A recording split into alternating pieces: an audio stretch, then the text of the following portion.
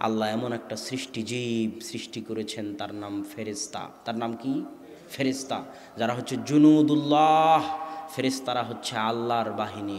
এত ফেরেশতা আল্লাহ সৃষ্টি করেছেন যে কাবা ঘর বরাবর সপ্তম আসমানে একটা ঘর আছে বাইতুল মামুর।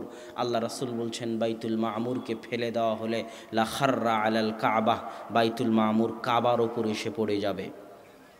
ওই বাইতুল মামুরে ফেরেশতারা প্রথম দিন ৭০,০০০ সালাত আদায় করেছে, করতেই আছে। একদল করে বের হচ্ছে, আর এক দল ঢুকতেছে, একদল করে বের হচ্ছে, আর এক দল ঢুকতেছে।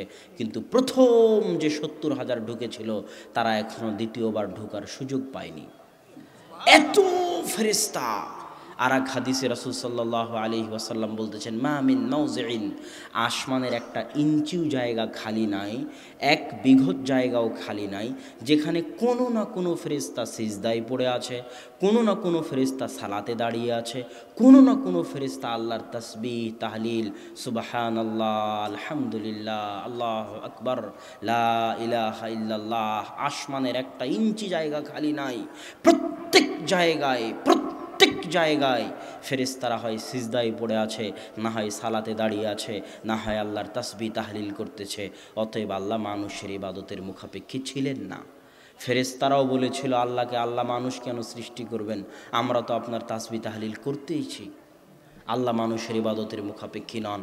আপনি নিজে বাঁচতে চাইলে আপনাকে ইবাদত করতে হবে।